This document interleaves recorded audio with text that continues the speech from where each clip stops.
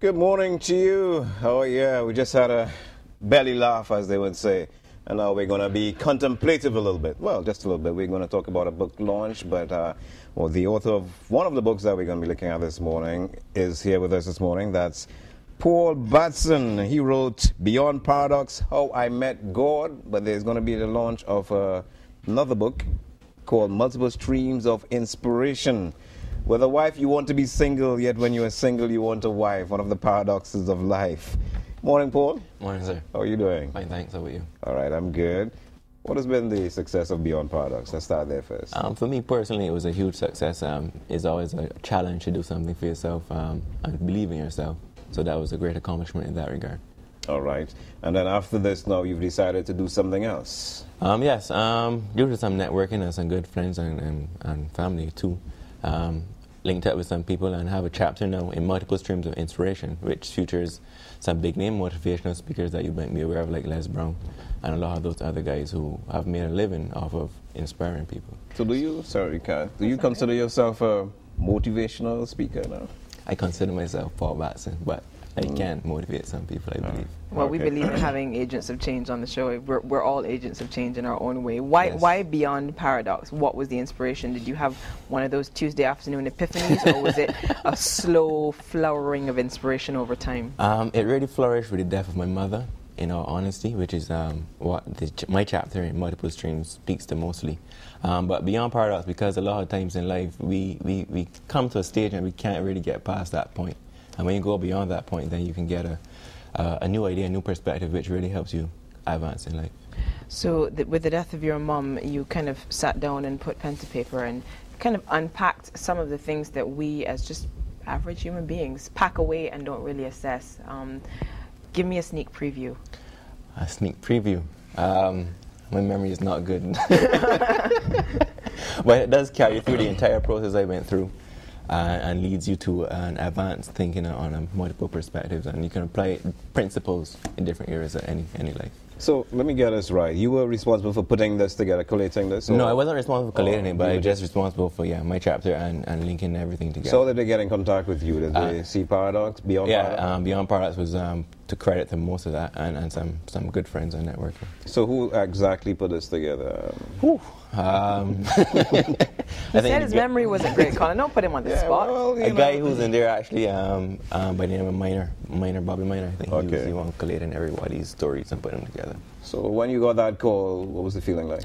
It was a kind of an honor and privilege to be considered first and foremost. But then the actual doing it again was satisfactory, and to share the likes with Les Brown and those guys, my chapter is actually next to his. It's a great feeling.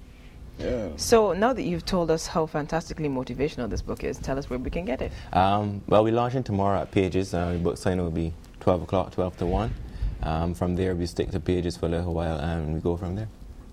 The sort of circulation this is going to get, where, what countries, where, and how excited is that making you feel? It's a global publication. Yeah. That's the most I can say. Authors from all over the world. I think there are 21, 25 authors from all over the world. I mean, these guys travel a lot too. Right. So it is boundless. So you know, when you sit down and think about us, someone in some, to be reading about Paul Batson right now, what does that make you feel like? It's a good feeling. Good feeling.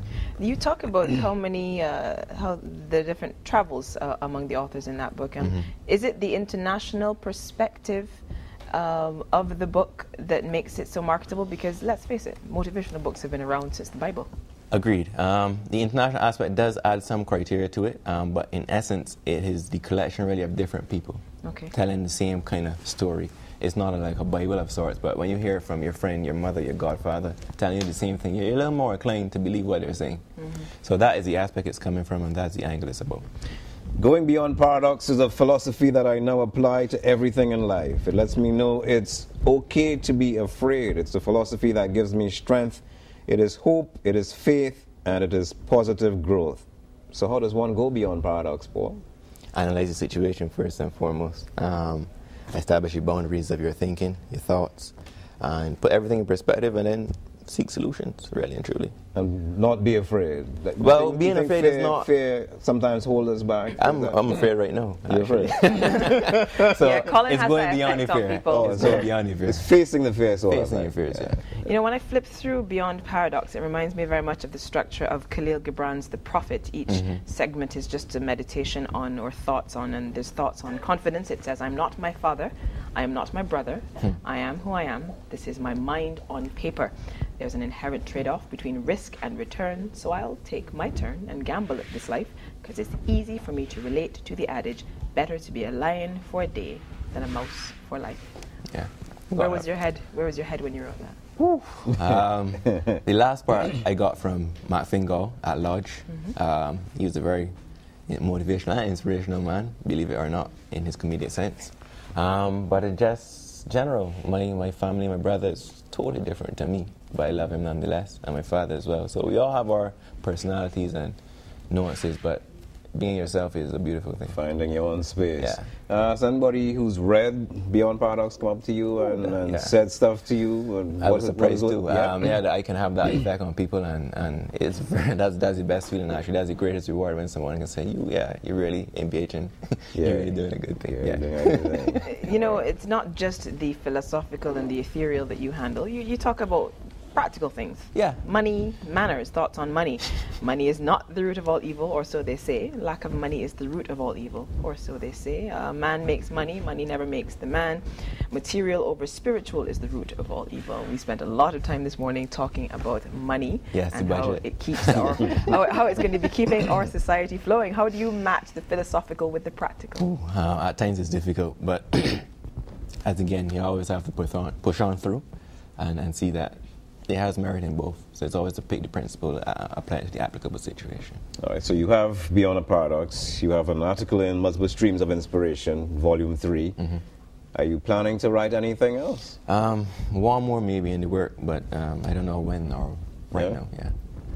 So what do you do normally? What do you do in your spare time between writing books? Spare time. Like you, my friends play a little football, martial arts when I can. I think I was here a couple of times with martial arts.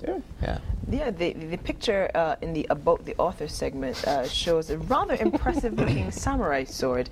You want to tell me if there's any connection between this philosophical being and the one who is dedicated to martial arts? Because you tend to see the connection between martial arts and people who are a bit more introspective. Yeah, martial arts did influence my thinking tremendously. And then you just apply that to all the other things in my life, same from lodge, work, school, family, and everything else, and we go from there.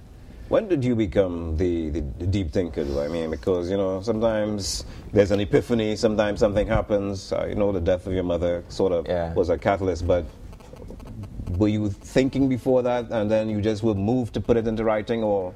I was always thinking before that. I tend to think more than I can talk, actually. But the death of my mom was the catalyst, and I just exploded at that time and started a blog and then compiled and went from there.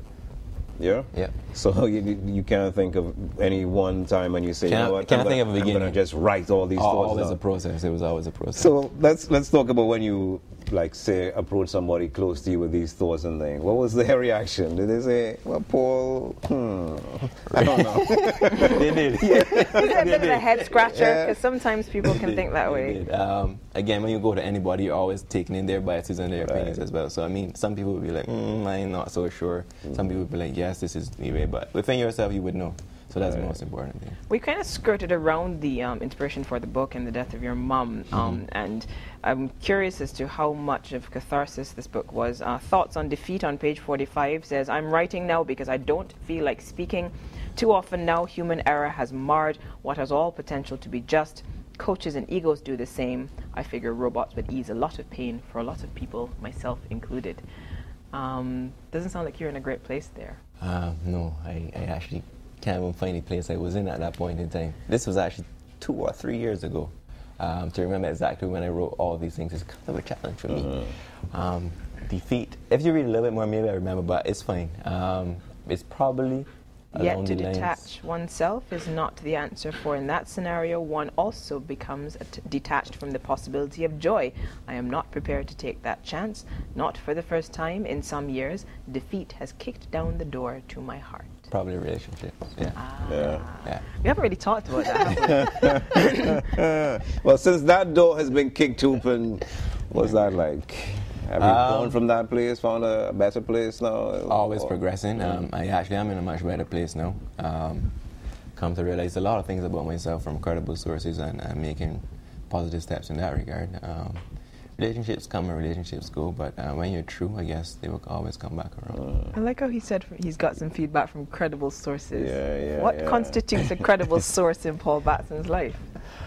Experience and maybe formal education.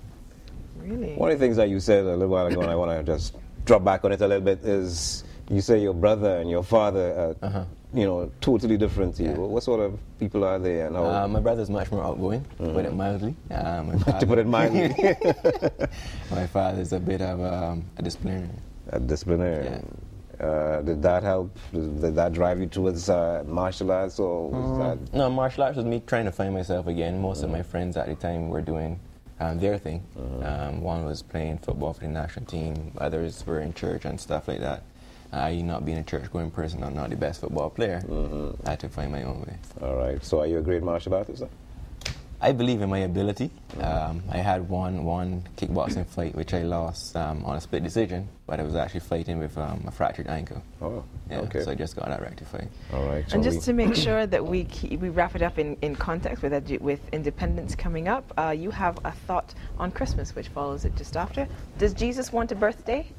If you want to find out how the chapter that begins with that sentence ends, you need to go to Pages Bookstore tomorrow to collect one copy of Beyond Paradox, How I Met God. Of course, they will also be launching multiple streams of inspiration in Volume 3, featuring a chapter by none other than Paul Batson, which sits very happily alongside a chapter from an international motivational speaker, Les Brown.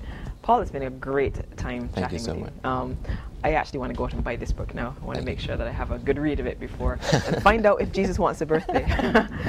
We're coming up on 7:45 here on Morning Barbados, but we've still got so much more for you, so please stay tuned. We're going to take a break and be right back.